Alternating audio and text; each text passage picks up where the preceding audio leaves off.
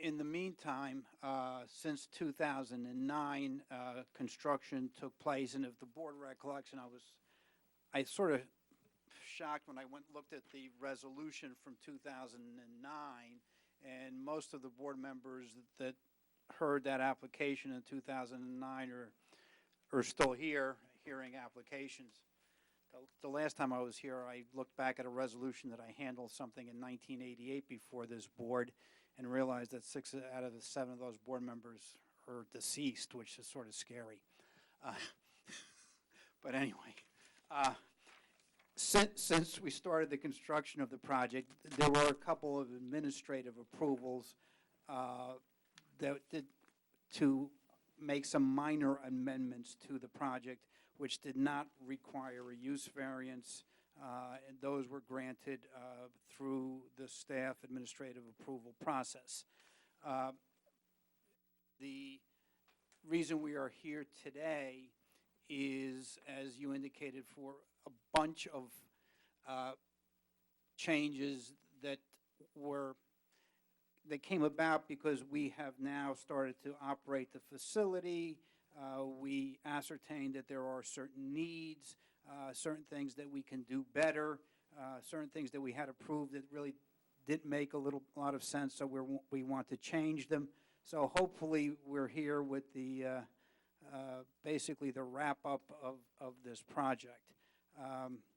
I have 3 witnesses this evening. I have Mr. Ford, who was the site engineer in 2009. I do not believe he was the site engineer in 1999, but I'm not sure. And he's the one who prepared the plans this evening. Mr. Mystery, who is the architect, who was the architect in 1999, I'm sorry, in 2009, and also prepared the revisions this evening, and also a representative of Ananda Mandir. What I'm going to do is go through the changes with Mr. Ford, then I'm going to go through the changes with Mr. Mystery, then I will have the representative of Ananda Mandir testify as to why we feel these changes are necessary. Or you start that testimony, because you're going to focus on changes and everything. I was wondering if Mr. Healy, since we do this with pretty much every application that's expanding a use, can you give us a little bit of background or feeling for whether the previous conditions and terms of the 2 other approvals have been complied with? So if we need to clean up anything, we can do this going forward. It might be easier to go kind of point by point as we go through the testimony, rather than doing it right off the bat. There have been some issues with compliance with the site. For example, they started construction on the overflow parking, which was not supposed to be intended to, they were not supposed to do that. There have been some issues with events at the site, that there was supposed to be a limitation on the number of people that could be attending at any one time, and they've had events where they've significantly exceeded that. What was the order of magnitude? I would say order of magnitude several times more than was if limited. 300 were allowed, then It was in excess of 500, possibly as many as 900. I think part of the reason why I'm saying I'd suggest maybe we go kind of point by point. Some of those, I believe, for example, their part of their application is to improve the overflow or the land bank parking spaces. I think you want to hear from them, why are they doing that at this point? When they came before you in 2009, they basically made the point of, well, we only need the spaces we're going to approve initially. We don't need the land bank spaces because of the nature of the intensity of the use that they were anticipating at that time. The traffic study was based on that as well, and now they're coming to you to expand the parking because the use is intensifying. So I think you need to hear from them, the nature of those, changes in the operation as part of the testimony, and I think questions will flow from there. Go ahead. Okay, part of what Mark said is 100% accurate. Some of it I disagree with a little bit, but let me explain.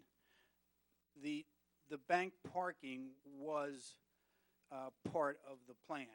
If the board recalls, in 2009, we talked about building the temple and not knowing when we were going to build the community hall. We weren't sure when that was going to occur, and we built the parking based on the needs of the temple. The reason we are looking to construct the banked parking now is really driven by the community hall, not the temple, and we'll get into that.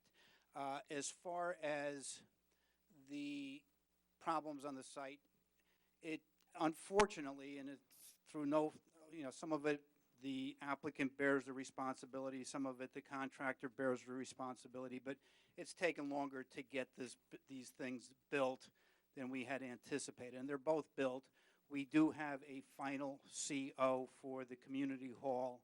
We have a TCO for the temple, and we'll explain why we don't, and it's a fairly minor reason why we don't have the final CO for the temple, but the temple is basically completed other than one little section, and I'll get into that this evening. Part of the problems that occurred with the people and things that they did was because the buildings were in fact not completed, and they did certain things contrary to the resolution of approval because the buildings were not done. And I'm not saying that as an excuse, I'm just reporting the facts. Okay. However, since the buildings have been completed, we have worked with the township, and the last event there are, if the board again recalls, and I'll go into it again, there is a major holiday, and that's when the crowds come. It's basically a 2 to 3 day period. Other than that, I think all of the events are well within the numbers that we represented to the board in 2009, other than the High Holy Day. And we have now worked with the township, as we have with other religious institutions, to control that event. And again, now that the buildings are completed, that the people can go inside the buildings and not have to do things outside, things are going the way they should be going. Well, are you going to request a larger maximum number of congregants for these events? For the Special events. For the special event, and we probably will have a slightly larger number from time to time in the community hall. And again, I will go into all of those numbers on how things have evolved in the last 7 or 8 years. So, but again, part of it was problematic, and again, I'm not making excuses for them. I'm just reporting that they did things because they were not able to get into the buildings. They shouldn't have done those things, but that was the reason. Those things have been rectified. There were a lot of other site conditions that were problematic. They have been rectified. We're pretty close to finishing up everything outside, other than we can't put, until we get through this, we can't put the final blacktop down. We can't do some other things until this is resolved. But basically, all the lighting is in, the stormwater management is in, the parking lot, both, the original parking lot is in, the bank parking lot, Mr. Healy's right, was partially constructed, shouldn't have been. We have not used it, it's been closed off, so it has not been used. But basically, all of the site improvements that we were required to do were done. And like I said, these are the last cleanup items. If I could suggest, Mr. Chairman, I would strongly suggest that as part of your testimony, on page 2 of my memo, I summarized, well, in the beginning part of my memo, the prior approvals. And on page 2, I summarized, page 2 onto page 3, the various conditions that were imposed on the use variance in 2009. I'd suggest you go through those, starting at attendance events, and then talks about proposed community hall, the lighting, all of those, the use of the basement, et cetera. What I would suggest is at some point in your testimony, go through all of those different points and explain to the board to what degree you're going to comply with each of those. I will go through all of them. I plan on doing that. Okay, We'll start with Mr. Ford. Got a mic? Here's a mic. Okay. Solemnly swear or affirm to tell the whole truth, nothing but the truth, Yes, I do. and your name for the record. Michael Ford, Ford, licensed engineer in the state of New Jersey, employed with Van Cleef Engineering, 32 Brower Lane, Hillsborough, New Jersey. we accept you already, as we have a dozen or two other times. Okay, thank you. And just for the record, you are not only a licensed engineer, you've also testified before this board and other boards. You're also a professional planner. Correct. Okay. Mr. Ford, you prepared certain exhibits which were submitted in conjunction with this application. You have now made, colored renderings of those exhibits. Primarily, the exhibits are the existing condition plan and the proposed site changes. Is that correct? Correct. And you are going to, I guess, work off of the boards. Do you have handouts for the board members? Yeah, I have,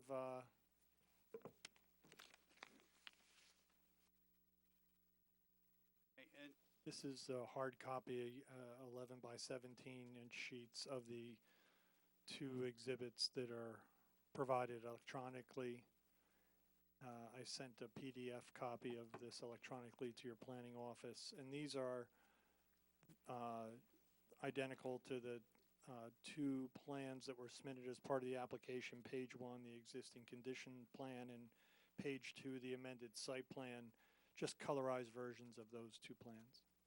That's what I was going to refer to in testimony. The existing condition plan is the plan that's on the screen now. At the front of the property is the existing residential structure. In the middle, in beige, is the temple, and then the larger rectangular building is the community hall. This is the site access driveway from Cedar Grove Lane. What's in a darker gray is the existing paved parking area that was constructed and was identical to the 2009 approval, which was I'll call it the non-banked parking. Can I, now that you're sitting down, you marked the top one A1 and the bottom one A2? I just marked it A1. If you want to mark them as separate exhibits, that's fine, too. We could do it that way. Yeah, let's do it that way. So the existing condition is A1 and the amended is A2. Okay. And A1 is the one that's on the screen now. At the rear of the property, the lighter gray area highlighted on the rendering is what was identified as the bank parking. That's one of the items and elements that's the subject of this application is the permission to complete the construction of that banked parking. From an engineering standpoint, this site plan application is really not complicated, and in fact, I don't believe we even received an engineering review memo because the site improvement elements we're discussing were all part and parcel of the 2009 site plan approval, and as Mr. Lanford indicated in the introductory of the application, many of those improvements are completed and constructed, including the stormwater management system that would handle all the stormwater from all the impervious coverage areas, including the banked parking. Well, then why are we here? If everything was included in the 2009 plan. From a site improvement standpoint, like the engineering aspects, I think one of the technical issues is that the 2009 plan included the caveat that the banked parking could be constructed. The applicant didn't follow the procedures in seeking permission to construct that banked parking, and your planning and zoning department sent us back to the board to gain that proper permission to complete that construction. There's also, by the way, an engineering memo dated March 2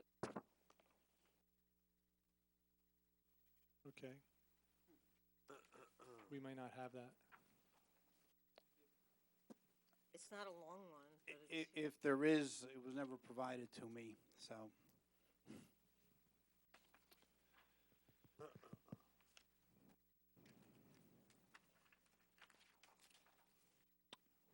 Should I continue?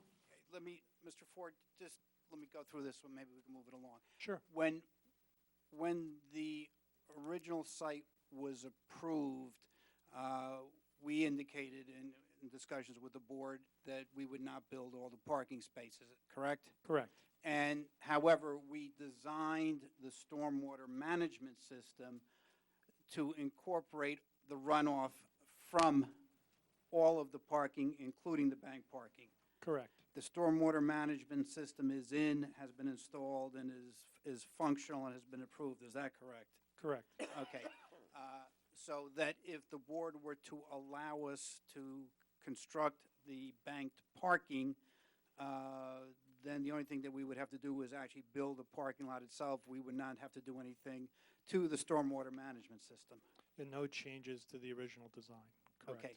Now, again, and I think it's important for the record, going back to the original application, when we talk about a D variance and a D3 variance, we are here because of not meeting certain conditions of the standards for a house of worship. Is that correct? Correct. Now, the requirements in lot area for a house of worship in the R40 zone is what? At 120,000 square feet. Okay, and how big is this site? We're at 406,999. Okay. The frontage requirements for a house of worship are what? 200 feet. And what is our frontage? We're at 412.61 feet. Okay, so we meet that. We And comply. then there are also side yard requirements. Correct. Okay, do we meet the side yard requirements? In all aspects. Okay. Do we meet the coverage requirements? Yes, we do. What is the maximum allowable impervious coverage? 40% with a potential to go up to 50% of pervious pavement is used, and we're at 36.79%, and that includes the banked parking. Okay, and the minor proposed changes that we have this evening? Correct. Okay, so we are well under the allowable impervious coverage. In essence, the only condition of the D3 standards that we did not meet in 1999 were the parking requirements. Is that correct? Correct. And what were the parking requirements pursuant to to your chart? Yeah, the town ordinance, and the board, I'm sure, has heard this on many occasions, requires that we state that the required parking consider as if all the different aspects and functions on the property occur simultaneously. That is, the community hall is occupied, the temple and the residence, and the total required parking, if you add all those elements and the parking requirements associated with them then together, is 465 spaces. So the requirement would have been that we provide 465 parking spaces pursuant to the ordinance? Correct. Okay, and if we were allowed to go up to 50%, the area to the, what would be the east of, I guess it would be the west side of the subject property, I guess it's or lot 5.03. Yeah, toward Cedar Grove Lane. Yeah. Is the area that could be used for parking. expanded parking, correct? And we could have probably put in additional parking and been still under the coverage requirements, correct? Correct. How many parking spaces did we actually propose in conjunction with our application? 323 total. Okay. And how many did we? We constructed 206 initially, and 117 were banked. As opposed to the 400 and some that were. 465, Right. correct. And there are, as a result of the application this evening, because we are bringing in certain other usable spaces, additional parking requirements, correct? Right. And how many additional parking spaces would be needed as a result of the application this evening? And this is on sheet 2, this amended site plan. 24 additional parking spaces are required in association with the, I'll say, proposed dining use of the existing basement of the temple. And then another 9 spaces are required as part of the renovations that are proposed to the front structure, the residential structure. Okay. Now, Hold on a second. So what does that bring the parking requirement to? That is included in the 465 that I stated earlier. Did you see- So I included them. Did you see the calculations that I did in my report? March 16th? Footnote 3 on page 4.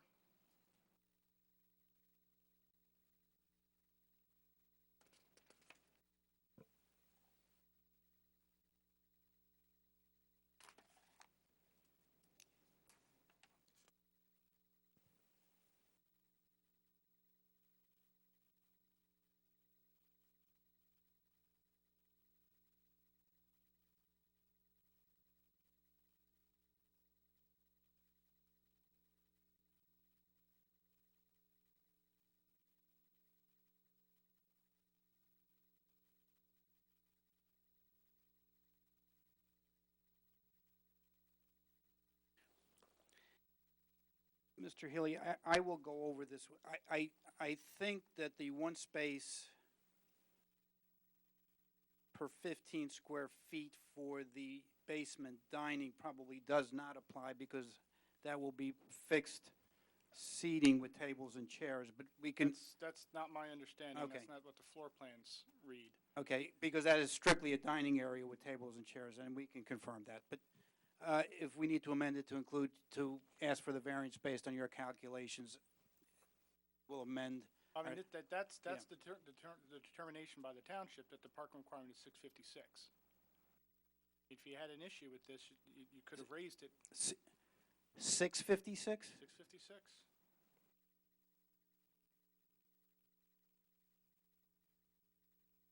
Are you saying that the original, 113 alone from the finished basement in the priest house, based on one space for 15 square feet. so you're saying the number is going from 441 to 656? Based on the amount of usable floor space for meeting All areas. right. I will, it appears we're going to be back here anyway. I'll re-verify the calculations, and again, I'm not disagreeing with you, Mr. Healy. I just need to review them, and I will review them. As long as you're now talking, if you want the engineering report, I'll give you mine.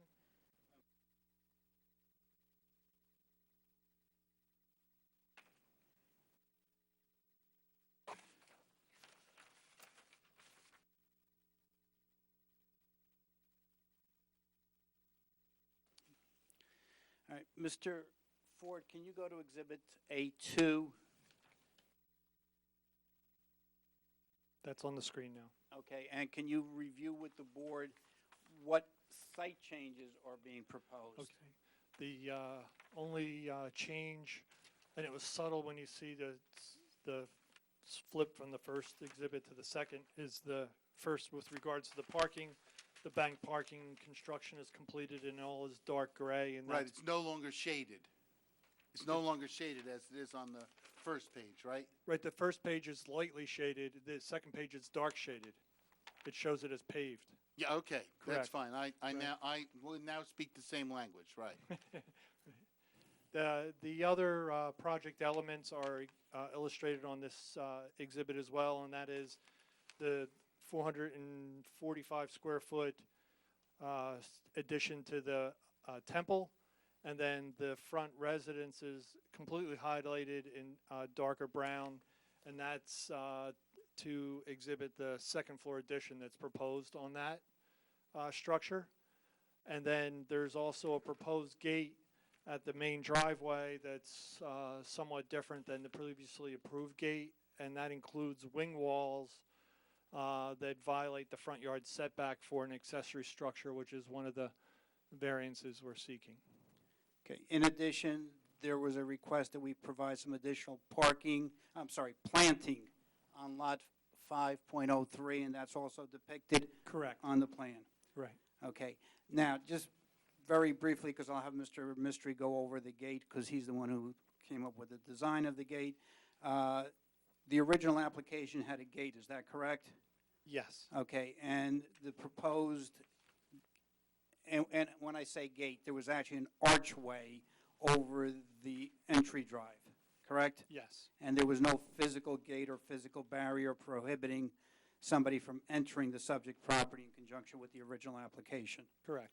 Yes. The new application, the location of the gate and the pillars is in the same location as the original gate?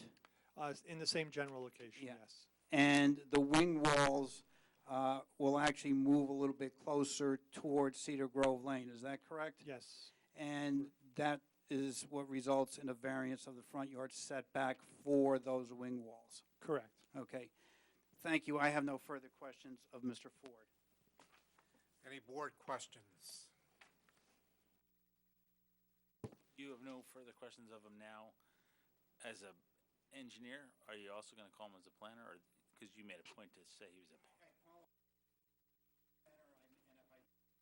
Okay. I may also, I'm sorry, I didn't have the microphone.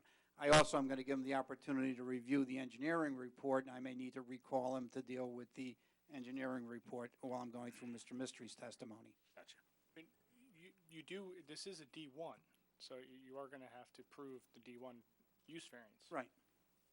We will need planning But, testimony. yeah, Okay. I just want to be clear on the parking.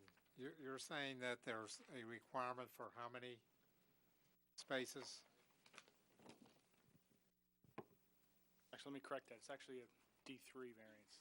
It's a D3, conditional use variance. 656, and that's based on the the, application is for how many? 323? 323. Guess there's a big difference. If you want to see more, we'll be glad to build them. Okay. Mr. Mystery? Do you solemnly swear or affirm to tell the whole truth, nothing but the truth? Yes, I do. Spell your last name for the record. Mistry.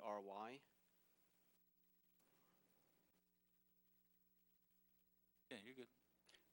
Mr. Mystery, you're a licensed architect in the state of New Jersey, Yes, I am. and you appeared here in 2009 and presented testimony. And in we'll support- accept him as an expert. Thank you.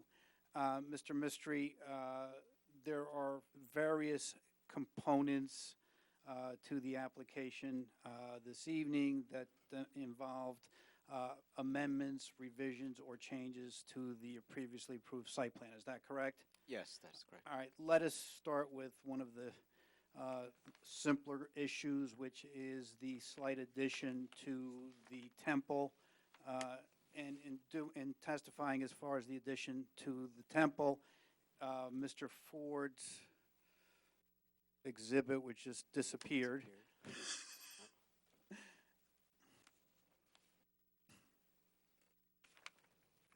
I'll refer to my exhibit, though, the paper Okay. version. How many sheets will you be testifying to? Because perhaps we should have those marked. This is the same set of drawings that was submitted as part of this application. It's the architectural set. There's 1, 2, 3, 4, 5, 6. So there's 7 sheets. Up to you.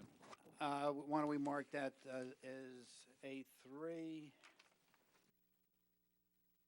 And then when you're going through a specific sheet, you can reference it. Borrow your pen. 3.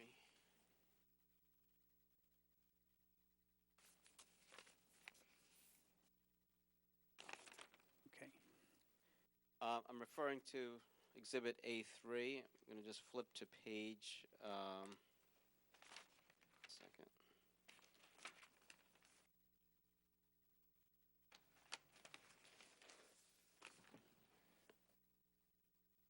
Sheet A 2.00T. This is a floor plan or floor plans of the temple building as it's proposed. At the rear of the temple, as part of the original application, we had what's called the last rites room.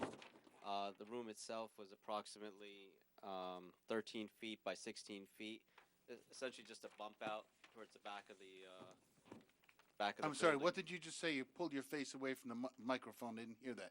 It sounded like you said the word bunkhouse, but that couldn't have been right. No.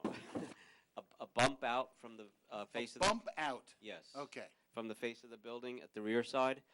Originally, it was 13 feet by 16 feet approximately. During construction, the clients had, I guess, changed their mind or just considered that room was just not going to be big enough. So during construction, they never built it. And, you know, we want to finish that project, but, you know, we knew we had to come back here in order to enlarge it. So the enlargement essentially is now, it's a 16'6" by 26'11". We added about 235 square feet to it. It's just a little bit larger than what was originally proposed to accommodate the use of their program. And what is a last rites room? Essentially, it's a room where they perform a ceremony. If someone in their congregation passes away, it's sort of a private room that it's a religious ceremony that happens there. Okay, and now referring back to Exhibit A2 on, that was shown by Mr. Ford, can you show the board again where that is on Mr. Ford's exhibit, where that the new bump out is? I think the arrow is being pointed, but it's the sort of darker brown color on the second building, sort of the rear face of the building. Okay, and by bumping out that area a little bit more, it increases the seating capacity when there is a service after a member passes, is that correct? Yes. And what is the seating capacity in that, if you know? We don't have anything written there, but I would, for a room that size, 30 to 40 people sitting down. Okay, and that is the only reason we do not have the CO for the temple, because that room is not finished, is that correct? Correct, we never built that. Okay, so it hasn't been built at all. There's No. just, he just said, wait, we know this is going to be too small. Let's go back to the board and get it right. Correct. Okay. Okay. Now, staying within the temple has a worship area on the first floor, is that correct? Yes. Does the temple have a kitchen in it? No, there's a kitchen in the basement of the temple. Right. There's a kitchen currently in the basement, which was part of our original application and was approved as such. Correct. Okay. And that took up a portion of the basement. Yes. And then there was some unfinished space in the basement of the temple. Yeah, right now it's just a vacant basement space. Okay. And now, do you have an exhibit showing that? Yes, so referring to the same page, A2.00T, there's a basement plan. And in the basement, we're depicting 72 seats in tables and chairs, essentially just the open area of the basement being utilized as sort of an eating area. After their services, they have a food offering as part of their practice, and so the people that come to the service, after the service, they would walk downstairs and there'd be a small food offering, and then they'd be on their way. Okay. And this is separate and apart from the community hall, which has its own kitchen in it. Yes, we're calling this a religious kitchen. It's has some sacred meaning to it. The other kitchen is kind of a general use kitchen when they have functions in the community center. And this kitchen would then be used for the congregants after the services in the temple. Correct. And would be the same people that would be upstairs in the temple, they would go downstairs and have something to eat before they leave. Yes. It's actually part of their, I guess, process or ceremony. They go and pray, and then they come downstairs and have a little bit of offering. Okay, and you're familiar with the temple itself and the services, and there's daily services. Would this kitchen be used on a daily basis or just on the on the weekend when they have their larger services?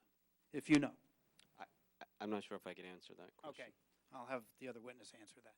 Okay, so we are then adding at least 72 seats, and whether we calculate the parking on the 72 seats or on Mr. Healy's calculations, we obviously have to provide parking pursuant to the township ordinance, which assumes that every space within the confines of that of that site be occupied at the same time. So we do have to provide parking for that, correct? Yes. But the practical number of people that will be able to be housed in the basement for seating is 72. Yes. And those 72 are the same people that are upstairs. Yeah, they would be upstairs first and then Okay, go downstairs. okay. Are there any other changes or proposed modifications to the temple? No, just Okay. those two things. Okay. Can you take us, before we get to the residents, can you take us to the gate? Sure. Wait, before we change buildings, could we ask a couple questions? Sure. Sort of to keep the thing going. Would you like to go first? Don't want to call it a dining hall, in the religious eating room, are the tables and the chairs fixed to the floor, or are they movable? They're movable. Okay, that's all. I see that there are unexcavated areas that, Sir, can you talk into the mic, please? sorry about that. I see that We there, want to hear your voice. there are unexcavated areas on the plans. Is there any anticipated No. use for that? Is there That- any anticipated excavation or? This area to the right is already built. That's basically the concrete slab on grade for the worship area. So there's no basement under there. It's already been poured. Everything's done. Okay, so there's no way No. that could ever be excavated? Correct. And then this is just going to be the same thing. We're going to pour a slab. There's going to be no basement under that last rites room. Okay. Is there, apart from the fact that it's 72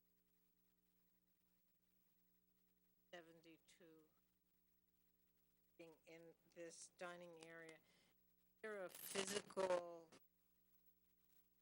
limit, a legal limit? Well, we did get a notice from the fire department or fire official to post an maximum occupant load of 72 for that basement. Okay. So When there's a special event, is it possible that and there are a lot of people, that kitchen might be used at the same time the one in the community hall would be used?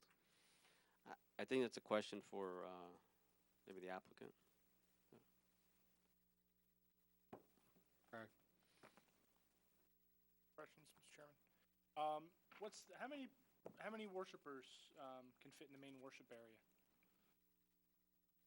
I'd have to go back to our original design on that, but I think whatever we had originally, we haven't changed that. Is that order of magnitude? I thought it was, I don't know, around 200 or so. I can't remember. Are you asking Okay, based on your? Actually, 200, looking at it back in 2009, expansion of the existing temple consisting of, with an identified capacity of 200 people.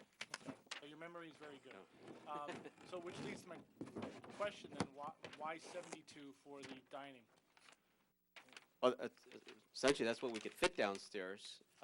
We really, you could see, there's tables of 8. It's more like sort of cafeteria style seating. It's not, it's not fine dining or anything. It's just people go down there, they have an offering. Some people might have to wait if they have a full house that day. Some people might have to wait, or they might eat in the lobby or something. But normally they don't have full capacity either. So, this is what they could accommodate. The original approval indicated that the basement was to remain unfinished and used solely for storage. What changed? Why is it now proposed as a kitchen? Well, the kitchen was always there. The dining part of it is what we're here for. The kitchen couldn't have been there. The kitchen was supposed to be used only for storage. No, No, no. there was a religious kitchen always It was just proposed okay.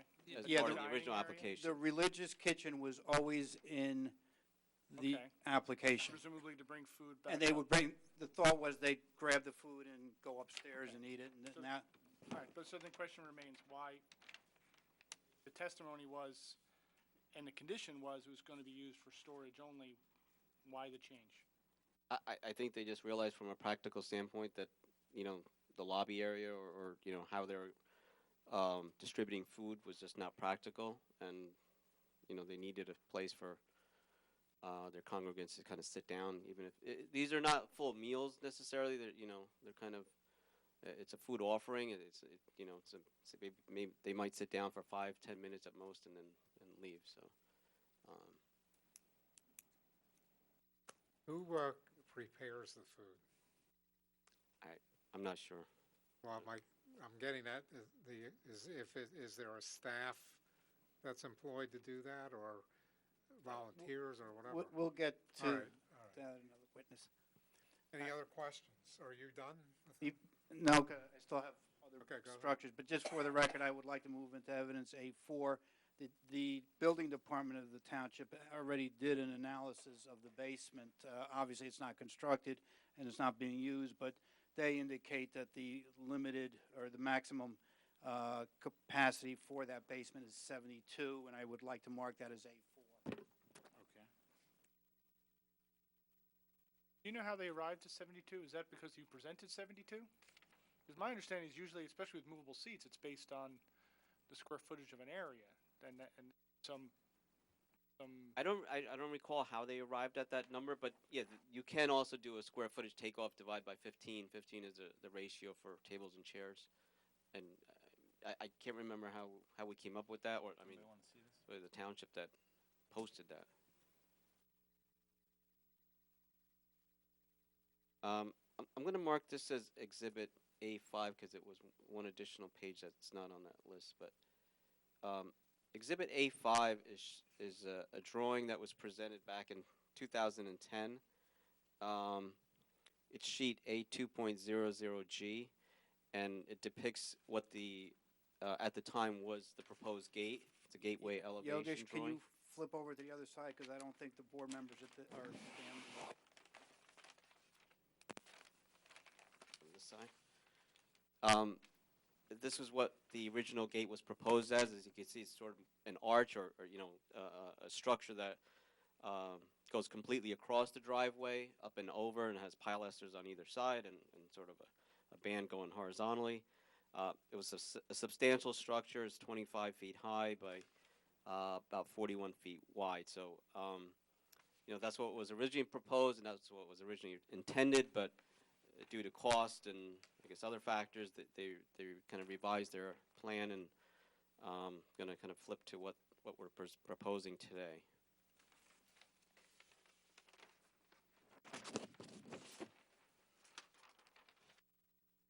I'm going back to Exhibit A3, and this is sheet A2.00G, dated 11/1/2016. So this is the revised version, and as Peter has mentioned, part of this has already been administratively approved. Essentially, what we have now are two pilasters on each side, and in between there's kind of a wing wall. So it kind of just frames the opening, and we have a metal gate that's manually operated that opens and closes in between that on the roadway or on the driveway. So the part that was administratively approved was the two pilasters that are further back, and then the metal gate itself. And essentially, it's in the same location as the original gate. It was smaller than the original gate, so it was kind of approved that way. We haven't built it yet, and the contractor has come back and said, just like to build it all in one shot. So we're here today really to ask for these kind of wing walls and the pilaster on each side, as well as the signage that's on the wing wall. we have signage of approximately 12 square feet each on the face of each wing wall. These pilasters and wing walls that come out, they kind of project at an angle, and if you measure from the front property line back to the closest point of the front pilasters, you're 16 feet 4 inches back, whereas the original approval was 25 feet back. It is a further encroachment, but I think when you look at the overall design and what was originally approved, it's a lot less massive, or scaled down. So I think it's a little more subtle. The gate, we did add the gate that has been approved, so I'm not going to talk too much about that. But that's essentially what the revised gate we're proposing today. Two questions, Mr. Mystery. First of all, is there any illumination being proposed? We are adding 2 landscape lights at the base of each sign. They'll be sort of ground mounted and pointing up, essentially to illuminate the sign. There's no other illumination on the pilasters or things like that. It's just it's more of a wayfinding thing, because people do drive down Cedar Grove, and with the trees on sort of the I don't know what side that is, the southbound side maybe, but when you could almost pass this site and miss it, when you're driving. So I think these signs would really help to point people in the right direction. Okay, the next question, the wing walls, what are they made of? What will they look like?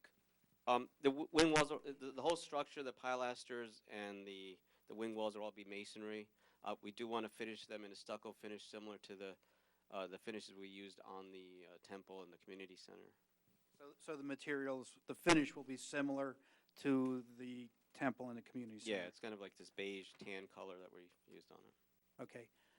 Thank you. I have no further questions on the gates, so I guess if any of the board members have any questions on the gates, we can deal with the gates before we go to the next. I don't understand why.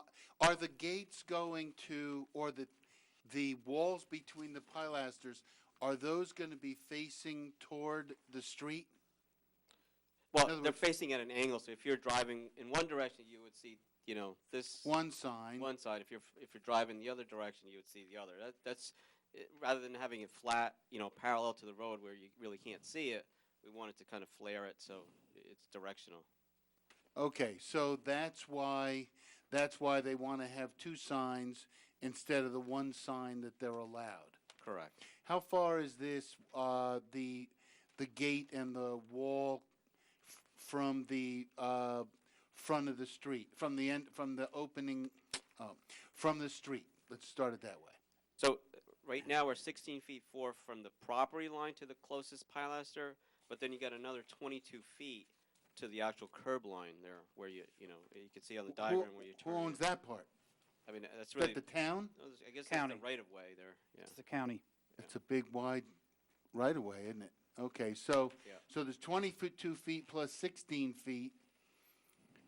And how big of a sign are you allowed to have? I'm not sure what we're allowed to have. We're proposing it's 6 feet wide by 2 feet high. Okay, Mark, what are they allowed to have? I forget. I think it's 25 square feet. They do not require variance for the size. They're allowed to have 1, and Right. proposing 2. Okay, And as you said, that they're required to be 25 feet back, and the sign structure, the wall is 16.3. and it from the sounds property like line. the sign, they're 2 feet by 6 feet, did you say? Yeah. So that would be, the total area of the 2 signs would be what they're allowed on 1 sign then, right? If my math is anywhere 12. near Yeah. correct. 24 square feet versus Yeah, 25. okay. All right. Just understanding. Any other questions? We have people from the public. I think we need to ask them if they. And also, I mean, the reason we have it where we do is if we kept pushing it back, I mean, it really defeats the purpose Right. of the sign. People would, Yep. not see the sign. What's it going to say on the sign? Right now, we're just kind of proposing the name of the Alimandir? temple. Yeah. Any other questions?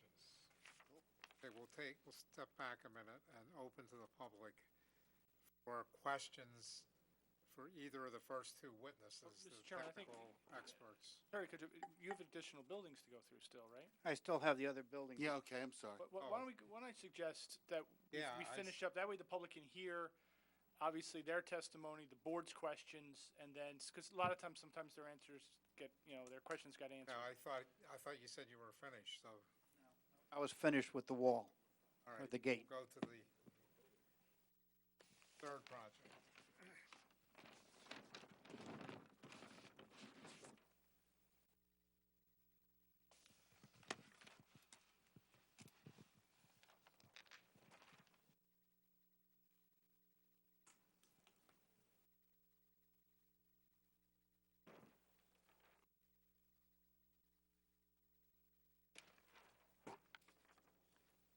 Okay, Mr. Mistry, the third project is the dwelling that is at the front of the property on Cedar Grove Lane.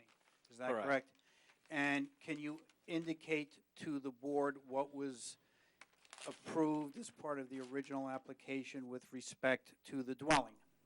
Sure. I'm referring to page A2.00H on Exhibit A3. Yeah, the original approval, essentially what's there right now is what looks like a single-family ranch house from the street. In 2009 or 2010, the approval was for converting the first floor into two-bedroom apartments for their priest, and then I think this garage was going to remain as a storage, and there was a little bit of common area. We still intend to do that. That hasn't changed. We haven't done that yet, but that has remained the same as part of this proposal. And the, Common area, is that living room? No, it's like a little foyer that it's, I don't know, maybe Oh, okay, I 15 see it. by 8 there. okay, and is that within the footprint of the existing dwelling, or was there an approval for the expansion of that dwelling in 2009? No, we were going to stay within the footprint. So the footprint of the house in 2009 that's out there now is the same that was approved in 2009, other than the internal workings of the house, so to speak, changed? Yes. Okay. Now, describe the house as a one-story? Yeah, it currently is a one-story ranch house. What we intend to do are two things. First, we want to renovate the basement. Essentially, it's like a basement in your house. It's an unfinished basement. It's concrete walls, some columns, and things like that. They have some utilities down there. They want to finish it. They want to sheetrock the walls, the ceiling, and insulate it. And their intention is to use that kind of open area now as a meeting room. I guess sometimes they have board meetings, and rather than open up the community center, they would like to use that as a meeting area. I mean, I think their priests sometimes meet with families. They like to have a place to meet rather than the temple or the community center. They just meet downstairs. There is an existing stair right now that it's kind of like one of those, I don't know, you got to duck your head kind of stairs to the back. And there's an existing stair that goes from the first floor right into the basement. That existing stair that goes from the first floor to the basement, we want to eliminate that. We're adding a stair, so another outside stair from the right side of the house going straight down. It's a little more proper, meets codes and all that. We're adding one toilet room in there in the basement, and keeping the utility area there, and the rest of it essentially is just an open basement area there. Okay, approximately, I don't know if you measure the exact square footage outside of the restrooms of an area that could be used for meetings. What's the square footage of that? The rest of this open area, Yes. I did calculate that. I believe it was 1698 square feet. Okay, and then obviously pursuant to the ordinance, that's another space that triggers a parking requirement, correct? Yeah, that's how Mark is coming up with his His numbers. numbers. Okay. Now, we also are proposing to go up on the building, is that Yes. correct? So the second part of this renovation on this house is to essentially take the roof off, add a second floor on the same footprint. We're we're gonna, and the second floor is a little bit unique in how it's used. It's not an apartment. It's not a dwelling unit. What they have are 8 single bedrooms. It's a dormitory. Well, dormitory is sort of long-term living. This It's is not a long-term situation. It's, I think the applicant could describe that better, but Right, it's a So- short-term dormitory. I guess, yeah, that's maybe a better way. So there's 8 single bedrooms, and there's 1 kitchen, 1 little dining area, and 1 living area that's sort of shared. So to my understanding, what the client needs that for is that sometimes they have speakers or musicians that come and, or visiting guests. They just need to stay the night, use the facility there. Sometimes they have volunteers that, that are up early and stay late, so they want to stay there. It's essentially say their that bedrooms again. like Who? in a house. Who would be staying late and getting Volunteers. volunteers? Like if they're having a large program, they have volunteers that are helping out early and staying late, then they might- Volunteers as opposed to clergy. no, Priests. well, if they have a visiting priest, that they could potentially live there. Who would decide on who stays? The organization, Okay, I'm sorry, go ahead. Yeah, let me go into that a little bit more because it raises a couple of interesting questions, and I've had discussions with Mr. Dominic, I've had discussions with my client.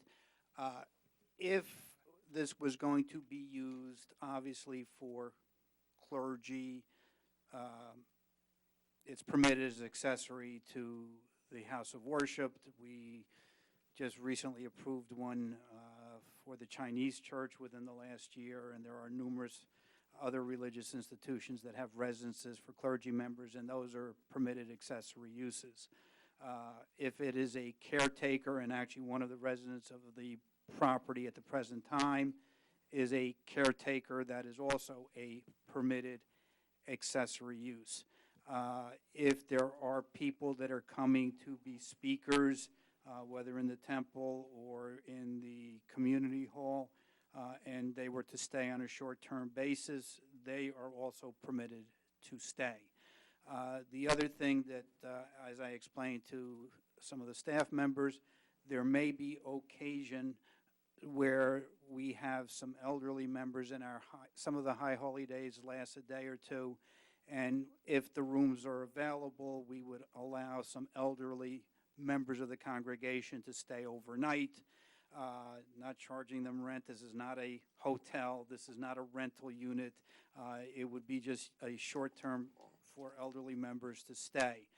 The question, and you now start looking at it, it's interesting. If they are staying there and they're attending religious services and they're provided a place to stay, I think that would also be considered accessory to the house of worship.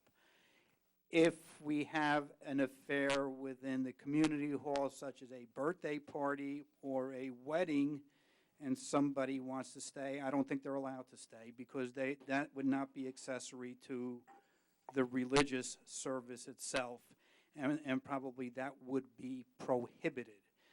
And I think in crafting a resolution, I think language should be set forth saying that obviously clergy members are entitled to stay anytime, or speakers. That's specifically, I think, permitted as an accessory use. But if members of the congregation stay, and I think the way to do it is they would be allowed to stay if they are attending a religious service, and would be allowed to arrive the day before the service and leave the day after the service. We don't want this as a long-term rental. This is really being done as an accommodation. So, Okay, we could put all this in all the resolutions in the world, but there's no way to enforce it Sure. other than to leave it up to the integrity of the applicant. Does this mean that there's a need for 8 of these rooms all the time? Why 8? Why not 4? All right, Why not 2? If I could speak to this, the question has not been posed to me. I asked the question again back in my March memo. Certainly, I agree with Mr. Lanford. Obviously, places of worship clergy housing is always included. I think we have seen applications where there's a guest room or two. In my opinion, I think it's the scale. Why 8? I don't understand, and I don't think it's fair, frankly, to the board to just bring this up to them at the hearing. I think you need to submit something. I think you need to make a case why this should be deemed to be accessory to the place of worship, and propose parameters in writing for them to look at, rather than just proposing it to them the night of the hearing. Well, Mr. Healy, these plans for this, I asked this question 3 months ago. and my obligation is to present testimony to answer the question, which I think we've done. Not yet. Why 8? Not yet. You've explained that there's 8. Yeah. But nobody's explained why there needs to be Well, 8. I still haven't finished my presentation, but I don't think there's any requirement that it be in writing, nor that it be in advance. I don't think there's anything in the, It's not required. I think it's a courtesy and incumbent upon you to provide the board information to back your case. and that's what I'm trying to do.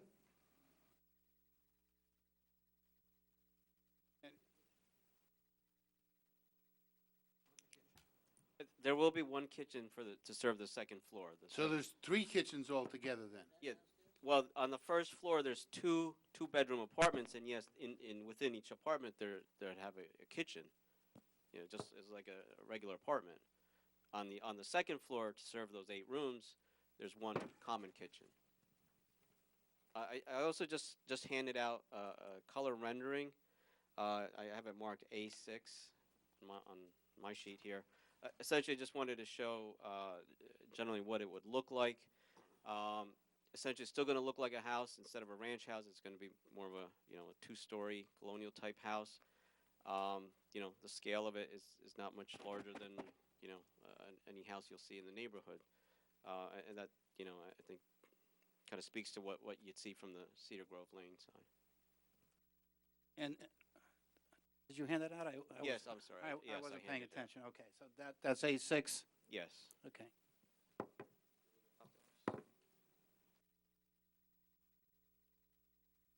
And again, for the record, can you describe the materials that, you're going to do a whole new facade on the house, obviously? Yeah, I mean, we'd take off because we're lifting the whole house up another floor, we would redo all the finishes. There'd be new siding and stone, kind of similar to what's depicted there, a new roof. And the colors and the materials, can you relate them to the existing buildings? We want to keep them complementary. I mean, right now I'm showing this kind of earth tone color, which maybe not an exact color, but but something similar to this. Is that a stucco or what? That itself is shown as siding with stone on the bottom. I mean, we may consider stucco. Actually, it looks like stucco. There's nothing that would suggest to me that is siding. Yeah, I think that the print just came out really light. There are lines on there, but yeah, I apologize that on the computer it was a little better.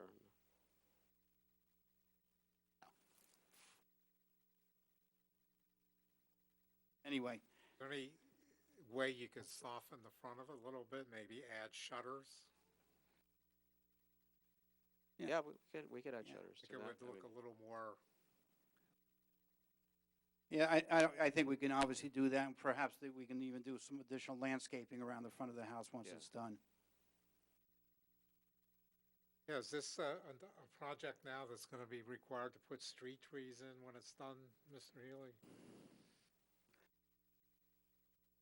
Little, I'd have to refer to the original landscape plan. I'm not, other than this change to add the story, I'm not sure if there's any, Right. they're not really changing anything along the front. and I just wanted to make sure, I know it's backtracking, on the picture behind you, the landscaping and the buffering, are all those trees planted, existing, and alive today, All these on. all around the perimeter? The around back, the perimeter? back.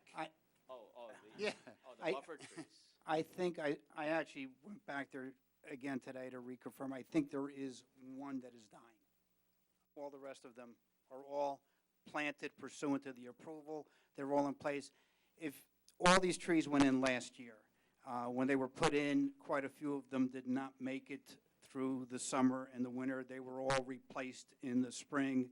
I think there is, like I said, I think there's one that looks like it's on its way out, but the rest of them are all there. And It would have been great if they were put in 2010 when the approval was granted.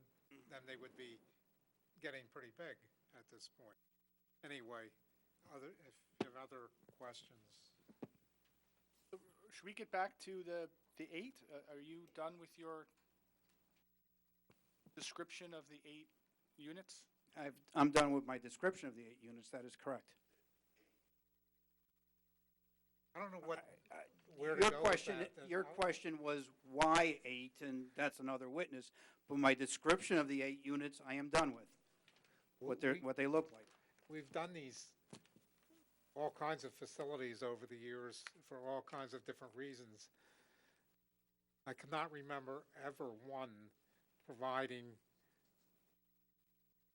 something on the magnitude of 8 bedrooms for speakers, for volunteers, or anybody else that can convince somebody that they want to stay overnight. Usually it's limited to clergy, maybe an employee. I think this is a little unusual, and I think the board needs to hear testimony, and I think it's planning testimony, how this qualifies as accessory and incidental to a place of worship. I don't disagree with you, Mr. Healy. okay. Any other questions? Now, Just go over for me. How big are the dorm rooms? How big are they? Do they each have their own bathroom? No, most of them have sort of Jack and Jill. 2 of them are sharing sort of common bathrooms. There's a total of 1, 2, 3. There's a total of 4 bathrooms there. So Okay. And it's on public sewer? Because it's on Cedar Grove Lane? yes. Right, yeah, okay. I mean, And how big are the dorm rooms themselves? I mean, they're all dimensioned on here, but they range from 12 by 12 to some are a little bit larger. Like this corner one's 17 by 16. Some are a little, they kind of vary, but they're size of a bedroom. I mean, Okay. Yeah. The basement, how large is the basement? 1,700 square feet? Yeah, the large open area is 1698 there. And what's the occupancy of that? We don't have, we don't have a calculation of the occupancy, but they would use it for meeting rooms. Again, And I mean, 25, 30 people maybe. if there's is a it? use group associated with this, right, for the code, and wouldn't there be a general ballpark as an architect that you'd be able to tell us, based on 1,700 square feet, how many people the code would likely allow in that area? Yeah, there's different calculations. If they use it as a meeting room, it's 100 square feet per person. If they use it as kind of, I don't know, 100 square feet is only going to come out to 17 people there. But, chances are if they have like a large board meeting, they may have people sitting on the side or something like that. But, as a meeting room, it's classified as sort of B use, and it's 100 square feet per person.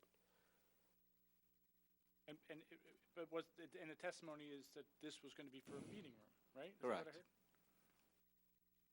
So your testimony is that this is, in the application, that this is going to be for a meeting room, and then based on what you're saying, the occupancy would be limited to 17 people, give or take. I'm not sure if I'm limiting to that number, but I'm just saying Yeah, but that's basically, that seems to be the sum of your testimony then, right? I mean, this is a meeting room, that's what this is being designed for. yes. Based on 1,700 square feet, the code would say 1 person per 100 square feet, which is 17 people. Yeah, the code, that's not, the code says that's what you use for planning exiting purposes. It doesn't mean you can't have more than that in an office. Okay, can you explain that part then? Why would the code would say you could have more? Sure. And how many more and why? Well, it's just like any office. If you design an office and it's 500 square feet, that doesn't mean you can only have 5 people in there. You could have more than 5 people in there, as long as the exiting meets the requirements. But based on this design, you have certain exiting, Yeah. right? You have exit here, And we've heard again that it's going to be used for meeting. Yes. It's not going to be designed for office space, is it? Meeting qualifies as office, but, you know, if you want to look at it from the building code standpoint, that's what, you know, the ratio is. I guess I'm trying to get to how many people are going to be able to occupy that space. That's ultimately what I'm trying to get to based on the code. And based on what plans you have for this space, how many people are going to be allowed to be in that space per code? I mean, they could comfortably fit, you know, 30 to 40 people in there. Thank you. Any other questions? Okay, now we will open to the public for questions. This is a question period, not a statement or an opinion, but questions for either of the two witnesses that completed their testimonies. Come up to the podium, identify yourself for the record. Make sure that the mic is on.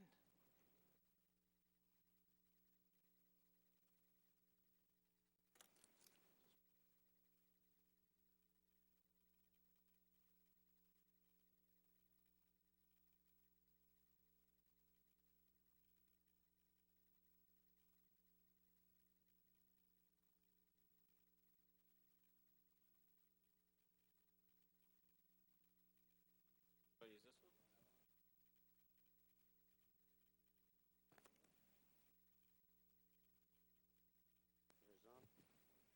Yours on? Yeah, that one's green. Frank Paul Lake of 283 Cedar Grove Lane in Somerset. Question I have for him is, first thing is about the gate that's going to be going in on Cedar Grove Lane. The two pillars that are out in the front, how tall are they going to be before they hit the gate itself? Pillars. They're 8 feet high. 8 feet high. Yeah. Okay, and the front pillars that are closest to the road, what's the total setback from the curve line would be, or? 22 plus 16, so that's 38 Okay. and change, 38 feet and change. And the signs you're saying were going to be 2 feet by 6 feet. 6 feet on each side of it. Yes. Okay. The house itself, if I remember in the existing, when this thing was originally here and I was in front of the board, when this project originally went in and Peter Lanford represented you guys, that the house removed the kitchens and everything before, and that was in part of the agreement for this project. Why do they want to put it back in now? There was no removal of the kitchens. There were two apartments that were testified to. The house was going to be used by clergy and or caretakers, and there were going to be two apartments. That was the testimony in 2009. Those were the plans that were submitted in 2009, and those were approved by this board. Okay, but was the kitchen removed from the house? No, there were going to be. Kitchen was removed in 1999 in the very first approval, and then the second approval reinstated it for the two apartments. Okay. My other question is, you're saying you're going to have two apartments on the first floor and then 8 bedrooms on the second floor? The two apartments on the first floor are what were already approved, and then 8 bedrooms on the second. I'm not arguing that. Yeah. But you're saying apartments. Now, these are supposed to be strictly for the priest, or I don't know what their congregation is, as far as how their people are that stay there. They're not going to be rented. No, they are accessory. Right now, one of the apartments, or one of the residents, is the clergy member who is the clergy associated with this temple, and there is also the groundskeeper or caretaker who lives there. In their religion, a clergy member can be married, so his family could be living in the house with him. Correct. I As it agree with turns- that. Okay. I'm kind of in agreement with the board members as far as these 8 units on the second floor. This I is think just question we do need more clarification. Remember, Mr. Lake? ask questions. Yeah. You can make This a is the statement Question part. later. You can make a statement later. Well, you can't give me any answer more than what these 8 units are gonna be used for. That'll be the The next bedrooms. witness. Pete, Mr. Lake, that'll be the next witness. okay. All right, I guess I have nothing else on that right now. All right, Thank you. I reserve the right to come up, and thank you, board members. We will close to the public next. Can I have 5 minutes? Because I don't know whether I want to continue with another witness this evening, given that we got to come back, or whether I want to wait till. Okay, 5 minutes sounds fine. Okay.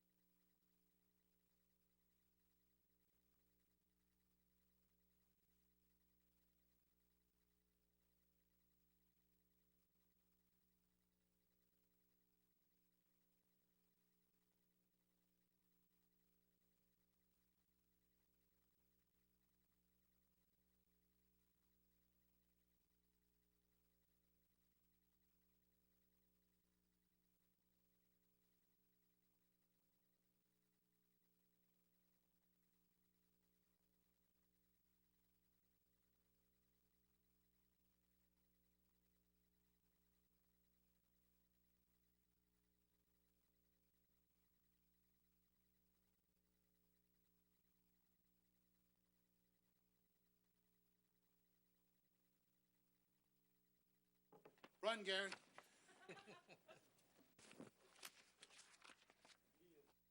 Oh, yes.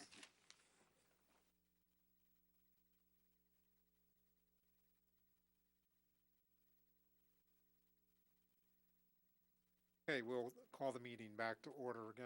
What's your pleasure? Yeah. Mr. Chairman, I have a feeling that the testimony of my next witness will be rather lengthy, number one. Number two, I will have to obviously have some additional testimony regarding some traffic that I think some board members have indicated that they would like to hear. So rather than to start a witness and not finish him this evening, since I'm going to have to come back anyway, I would ask that this matter be carried to your July 6th meeting without further notice, and we will hopefully have all of our witnesses lined up to go that night. Okay, then we need to just establish a date. Just so you are, excuse me, just so you are aware, I will not be here on July 6th. hopefully there will be 7 members here who have either seen the video of tonight's hearing and are ready to act. You know, we don't usually have a 7-member problem. I don't know what happened. But is that an appropriate date?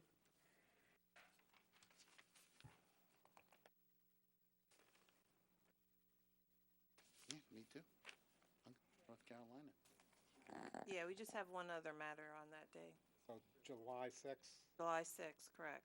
And then that would be no further notice, right? Christine? And an extension of, You should have 2 other matters on that night. I have St. Thomas right now. Okay, I think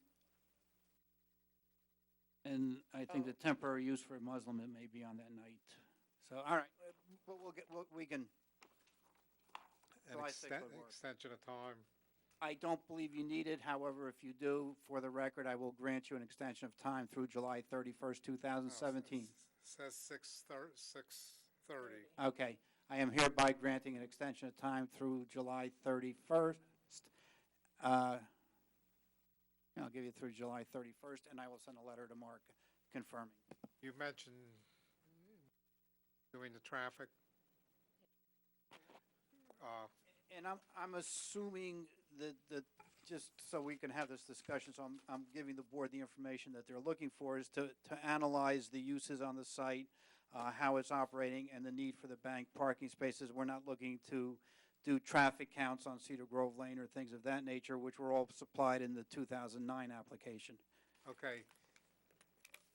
The parking lot in the picture is holding how many spaces? 323. All right, saying, for argument's sake, is 656 is acceptable. You can't bank enough spaces on that property to get to that limit. Don't try us. All right, and then if, in either case, maybe the traffic engineer should look at what would be necessary to efficiently supervise getting these people in the parking lot and out of the parking lot with a minimum amount of trouble, because there have been parking and travel issues on that property in the past. I could tell you, Mr. Thomas, you are absolutely correct that initially when they started operating and having their high holy days, there were traffic problems. We actually have resolved those traffic problems as a result of the last high holy day, but I can have it, and it will require, anything that we do for the high holy days will also require off-site parking and shuttle buses, but we will present testimony to that effect. All right, just give us your supervision plan, or if you want to call it that, how you're doing it, that's all. Okay. Mr. Chairman, if I could speak to that briefly. I think what we need is, the applicant is, obviously they're proposing to expand, they have more usable building space. They're also proposing as part of this to improve a certain number of spaces that previously they testified they didn't need. So I think the obvious assumption, and I think at this point we're making the assumption since we haven't heard the testimony from the actual user, the applicant yet, but the obvious assumption is that they're intensifying the use of the site, that there's going to be more traffic, and this is an assumption because they're telling us they need more parking. So there needs to be some, that's an obvious assumption to make, Mr. Lanford. If you're saying you need this parking and you're adding all this usable space, building space, that there's going to be a greater need for parking and a greater amount of traffic. If that's not the case, you need to describe it in the form of a report. Describe what the operation is going to be, prove that the amount of parking is adequate, and prove that with this additional parking and with this additional building space that it's not going to add, or to the extent that it's going to add traffic or not. I think the board's entitled to that type of information. Again, it's not required by the municipal land use law, but I think it's a good practice to give them something to them in advance so they can review it, so staff can review it and give them input on it. And I think it makes for a better case, and I think it makes the board have a more informed decision at the end of the day. Was there a traffic report in either the 2009 or 1999? There was one in 2009, and it was based on assumptions on the limits of it. You know, for example, there was a limit of 300 people that were going to use the site. That's what and that was, those assumptions predicated the traffic report. And it seems that some of those assumptions are shifting. We need to hear from the applicant how that, you know, how they are shifting or not, and how that may or may not affect the traffic. The other thing, not to belabor the point, and I believe in the shuttle system. But if it's a significant number of people, you're gonna have to show us how they're picking people up and dropping them off, and if it's, you know, a half a dozen buses, that can be a traffic problem in itself. Show us, that's all. Those are concerns. Alleviate them. I hear you, and I will try to get a report to the board in advance of the meeting in July. Hopefully that will be done. Quite frankly, if I can't get it done, I will then probably try to carry it so that you do have as much of the information as you need prior to the meeting. All right, any other business? Motion to adjourn? Moved. All in favor? Okay. Aye.